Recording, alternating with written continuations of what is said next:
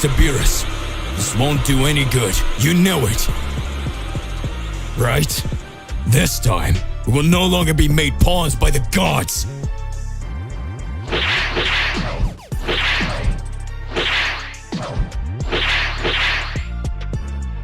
You're right. I don't know what happened to this reality's Goku.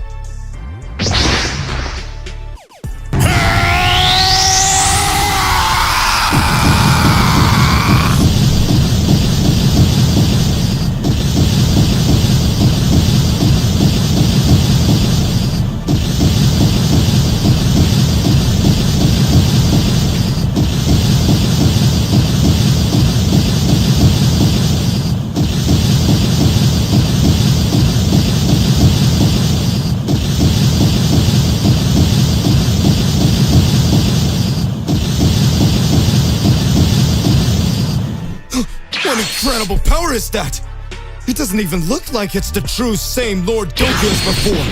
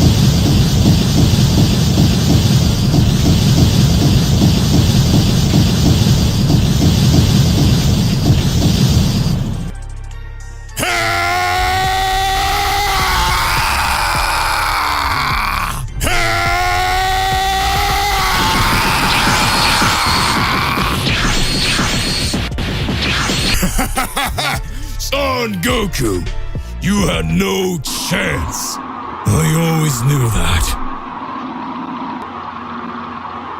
This is impossible. How did you manage to do this?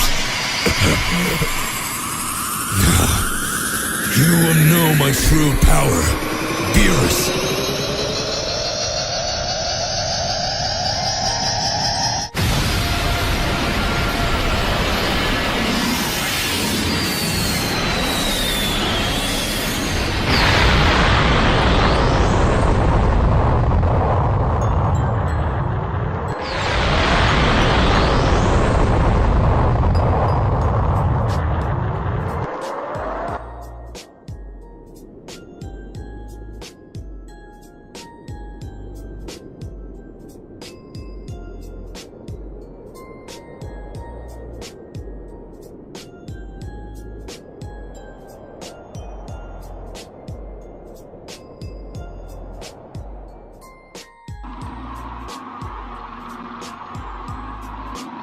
Goku! Oh, you've changed a lot!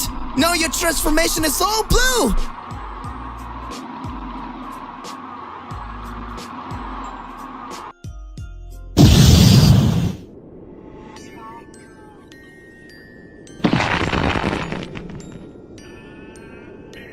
His skin is similar to the skin of the angels.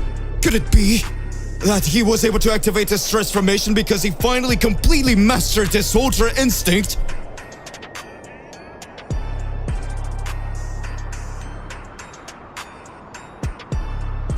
You're next, Mr. Whis.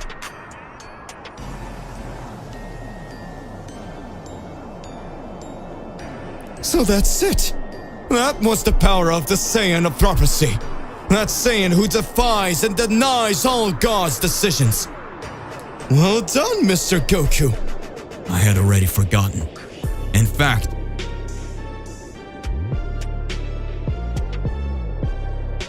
this whole time I just wanted to forget, but I lost them all.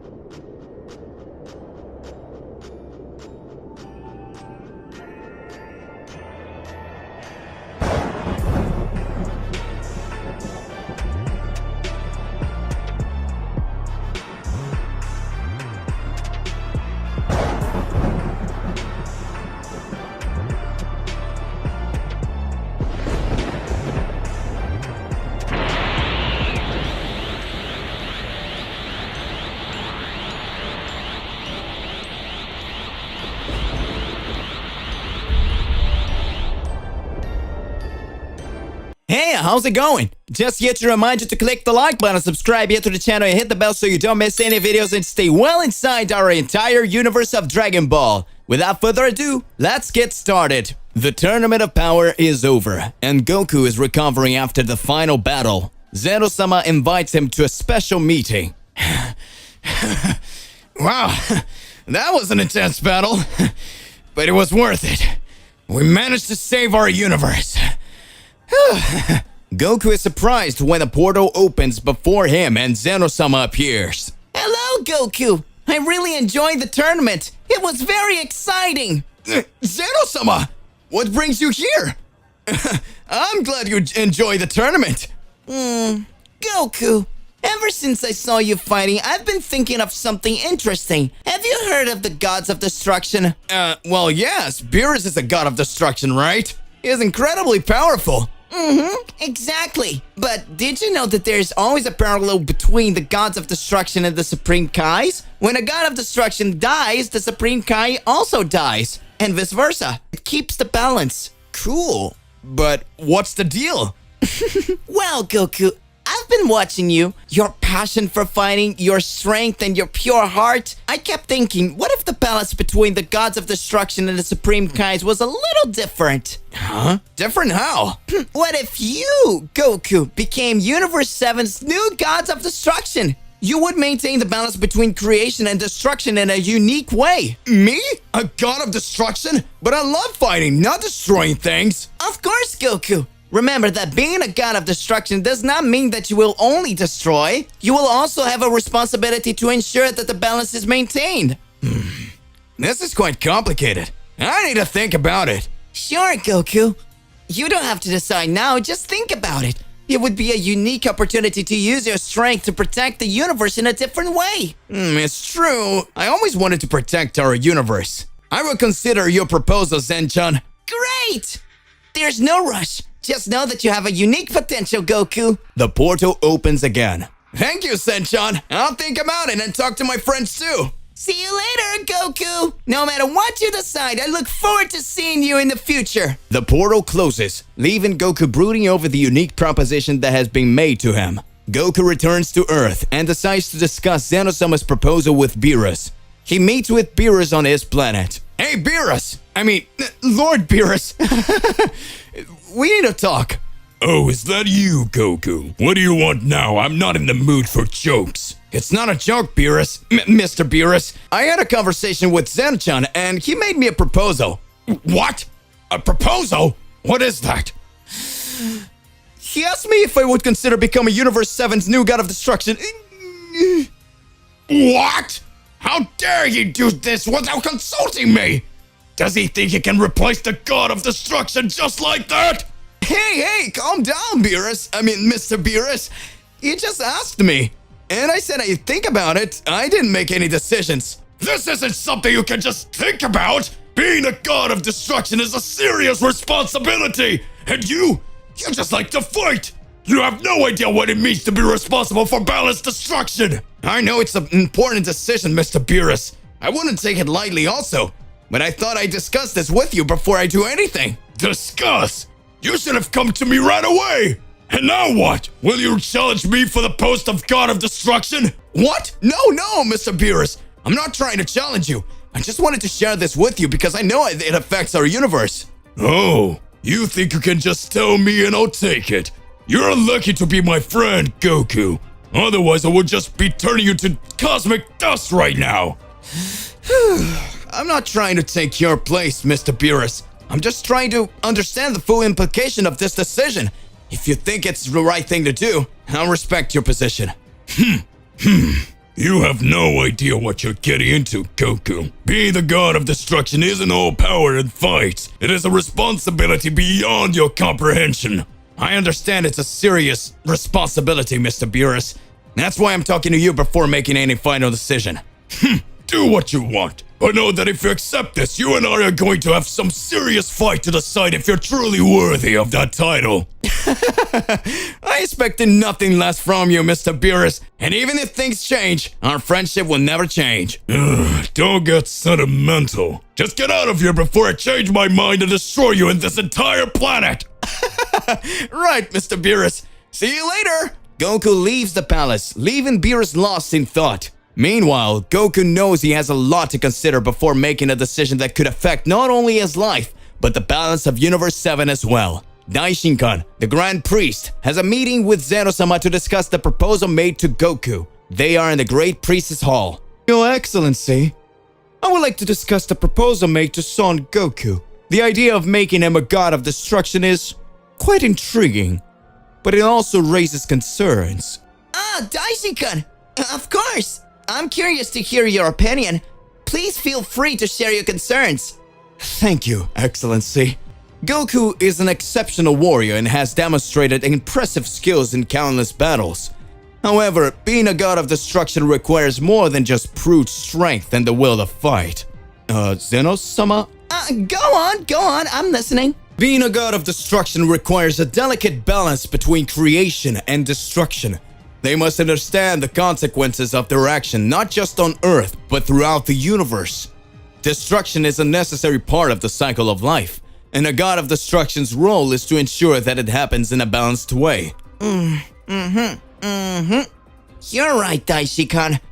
Goku has a pure spirit and an insatiable desire to fight and overcome challenges, but he also demonstrated compassion and a strong sense of justice. That is one of the concerns. His compassion and desire to protect may conflict with your role of destroying when necessary. We need to consider whether Goku has the mindset to make tough decisions in the name of balance. That's true. However, Goku has the ability to overcome himself and learn from the experiences. He has always strived to protect Earth and the universe from greater threats. But is that enough?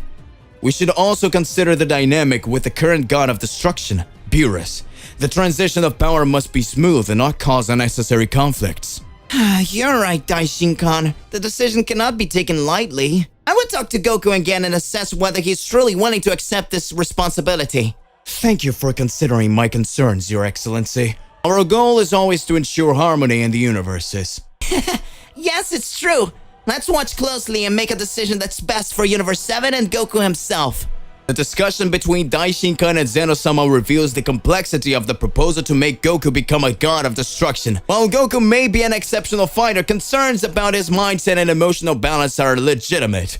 The final decision can only be made after careful consideration of the universe-wide implications. Chapter 1: The Legend of the Tailed Brothers. Year 737. Planet Vegeta. Paragus was being held by King Vegeta's men while he begged for his son, Broly, not to be killed. But that didn't seem to have moved him one bit, and after a long time begging for his life and his son, King Vegeta was already gone. Tired of this conversation, before he could shoot a wave of energy at Paragus' chest to pulverize him once and for all, one of the gods appeared and made a proposal to the king. What if the little Saiyan was sent to a planet far from Frieza's vision and also of the planet, so that it would not cause any problems for his reign and yours? Pondering for some time, King Vegeta considered this a possibility he liked, and so he ordered that the little Saiyan be sent to a distant planet, this being one that was considered forgettable. And thus, one of the real scientists who passed by the room told a low-power Saiyan who curiously, although with the fight power of 2, the little Saiyan known as Kakarot managed to make little Broly cry, demonstrating to have a great potential.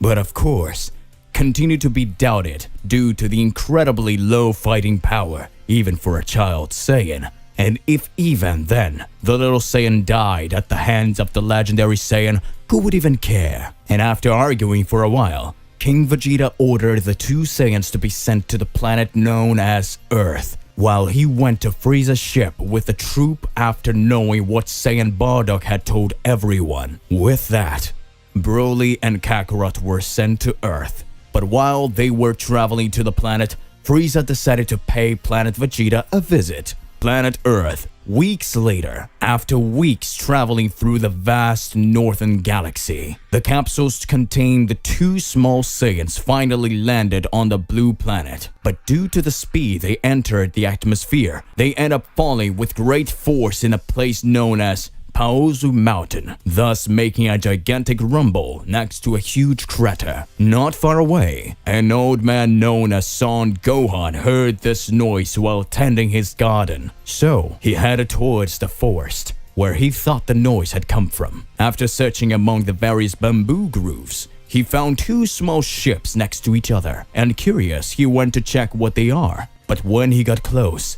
the doors began to open, and from there were revealed two small babies that looked strangely quiet. After judging that there was no problem, he decided to take them to his home before determining their fate. Not long after, Mr. Gohan realized that what he thought was the youngest started to get more aggressive, while the oldest, who although frustrated a lot, especially if the youngest cried, seemed to be much calmer, which more made Gohan believe that he would be the father of the two, even though they are at the same age. After a while, it seemed that the two young people seemed to be liking the old man, but during a walk, the two little ones were being carried in a basket that he was carrying because they were going through a very narrow path. But while everything seemed calm, Kakarot started to tease the Broly. But before they started causing any bigger problems, Broly ended up losing his balance and by reflex took little Kakarot along. And so the two young people fell off the cliff and hit their heads, thus becoming unconscious. Desperate because he thought that his boys had died,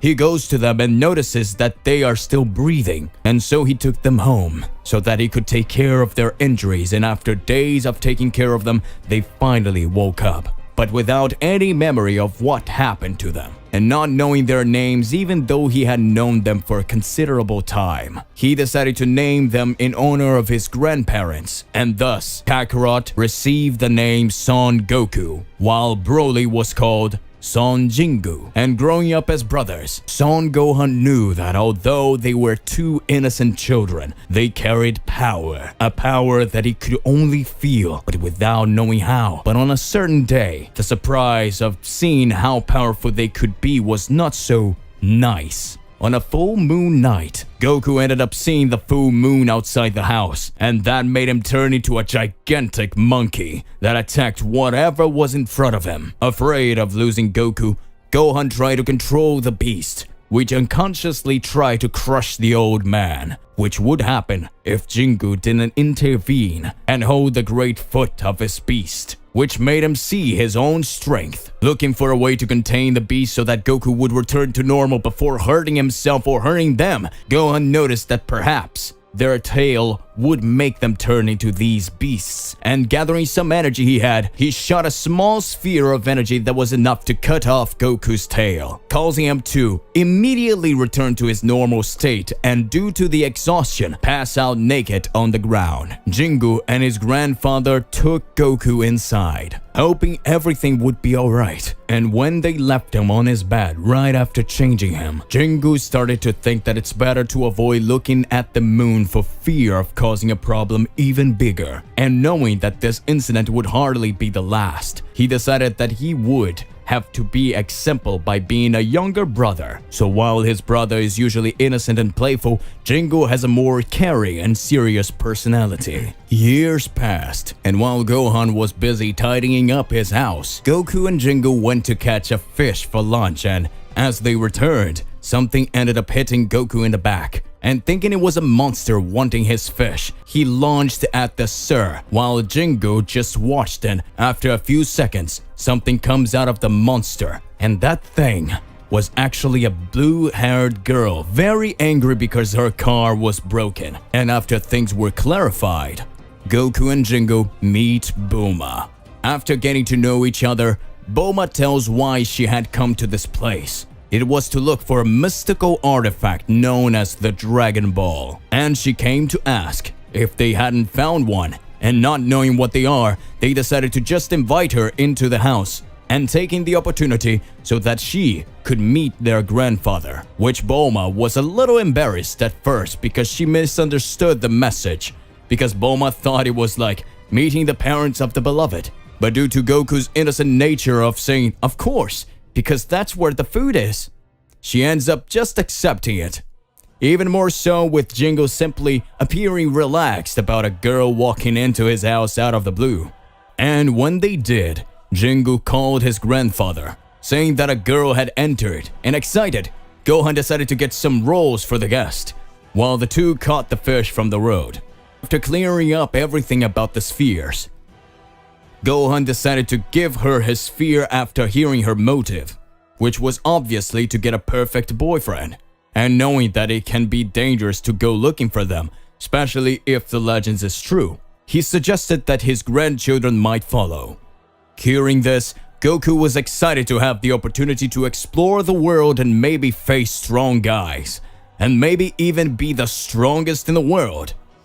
Meanwhile, Jingo didn't seem as excited as his little brother, because if they were, who would stay to help their grandfather with the housework? And before he could finish everything, Gohan said that it's fine, and that it would be good for them to go, since they were supposed to go with her, explore the world, and even if these fears are just a legend, they would at least have traveled to other places outside the mountain. And thus, Jingu reluctantly agrees. But on one condition: as soon as the journey ended, they would go home. As the journey in search of the Dragon Balls continued, Goku and Jingu met some friends, like Oolong, who, although he was feared due to his transformation technique, was deceived by Goku pretending to be a lost little girl, and after being defeated by his brothers, he followed the path with them due to the vitamin that Bulma made, which made him have to go to the bathroom all the time for him to say beep.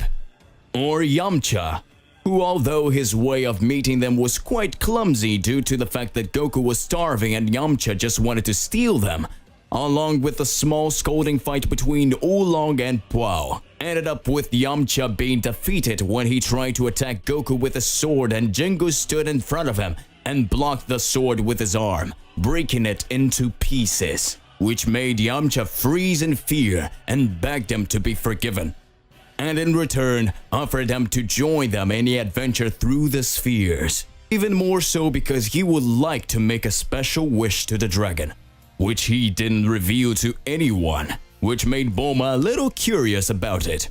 And together with friends, they met their grandfather Roshi's master, who gave the two his flying cloud technique because he couldn't use it anymore, and gave Bulma his Dragon Ball in exchange for a light peek. Without it, know how he managed to convince him, and even managed to save Fried Pan Mountain with the help of a new friend called Chi-Chi, who ended up making Goku a promise to her marriage, even though he didn't know what that was. But also, along with that, they got strong enemies like Pilaf and his henchmen Mai and Shu, who were defeated by Goku turned back into the giant ape, destroying their entire castle. And shortly after the victory, Goku finds out about a martial arts tournament, and although his first reaction was one of cheer, he soon remembers the promise he and his brother made. After reminding everyone of his promise, Jingu just places his right hand on his shoulder, in a sign of "it's okay."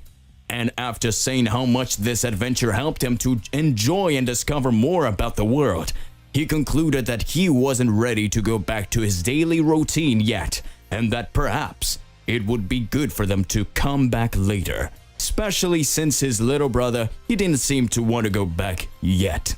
Upon hearing this, Goku asked if their grandfather would agree to all of this, and after stroking his messy hair a little, Jingo said that he would tell Gohan that they would take a little longer to return, because as his brother wanted to fight in a martial arts tournament, it would not be a very mature attitude to deprive him of having fun. And that opened a huge smile on Goku's face, who quickly threw himself at his brother and hugged him very tightly, catching the flying cloud and going to the Kami Island to start training. While Jingo returned to his home in Paozu Mountain to warn his grandfather that although he thought Gohan might be disappointed, he thought it was really cool that they wanted to continue exploring the world, and even said that it would be good if he went with him to the West City, since that's where his friends are, which made Jingo much happier. And so he and his grandfather went to the city, while Goku trained under Roshi's jurisdiction, which led him to improve his Kamehameha skills and meet his best friend, Krillin. During their stay in West City, Bulma invited Jingo and Gohan to live in one of their houses inside her family's company, the Capsule Corporation, and a little embarrassed, Jingo ends up thanking her immensely, who as a way of compensating for his favor of accompanying her on the adventure of the spheres. She asks him if he would like to study with her, since she knows that neither he nor his little brother has ever been in a school before. And not knowing what that is, he decides to just stay at home helping the doing some everyday tasks, which made Bulma a little frustrated, and to take her anger out, she made an excuse that he needed new clothes, as she didn't want to be seen walking around with a person who only looks like she wears one. But yeah, of course, it was all a trick for him to carry out her groceries. But when they were returning to her house, a group of bandits tried to rob them, but they were surprised by Jingo, who without any effort managed to send them flying into an alley. Of course, measuring his strength to avoid deaths and serious injuries, which made Bulma admire him even more, not only for having defended her, but for simply punishing the bad guys without them getting serious bruises, and that made they become more connected. After a year, the tournament finally started. And there, in addition to Goku's reunion with his friends, there was also Roshi's reunion with Gohan. And while Goku was looking forward to fighting with his brother, he said that he would not participate, that he just wanted to see him fight so they could know how much stronger he got. And so while Goku, Yamcha, and Krillin entered with 5 other unknown competitors, Jingo and the others were looking for a place to watch the tournament, but they found it strange that the Master Roshi wasn't there. And during the second fight, he and his grandfather started to get suspicious of the mysterious Jackie Chun, who seemed to be a little older than he should be, even more so for having defeated Yamcha so easily without laying a finger. And the suspicions are only concluded when, defeating Krillin, the mysterious figure uses a Kamehameha to avoid falling out of the ring, but they decide not to tell so that they know why. When Goku finally reaches the finals, Jackie Chan begins to fight. And while everyone seemed mesmerized by Jackie's skills, Jingo warned Goku where he was going to attack, and this ended up giving him a certain advantage against the master, but not enough so that he could prevent the drunken fist of the same, which resulted in Goku having trouble dodging and by accident turned into a giant ape and almost destroyed the entire arena, being prevented by Jackie Chan destroying the moon, making him turn into normal, but without memory and completely naked. After the tournament is over, the mysterious figure decides to invite everyone to a snack that he would pay for with the money he won from the tournament, which almost runs out due to the almost inexhaustible hunger of the two brothers. After they finish eating, Goku says that he's still curious to explore the world further. After they finish eating, Goku says that he is still curious to explore the world, and even with Jingo saying that they might have been far longer than they should be away from home, Gohan accepts and says that it wouldn't be good for them to simply stop discovering the world just because of a silly promise. And with that said, Goku says goodbye once again to his friends and climbing on the flying cloud begins to travel in search of adventures. To be continued. So hey, what do you believe and what do you imagine about all of this? Regardless of what it is more than important that you arrive exposing it in your comments so that we can enter into the crazy debate. Don't forget to click the like button, subscribe here to the channel, and hit the bell so you don't miss any videos. And that's it for today. I'll see you in the next one. Goodbye.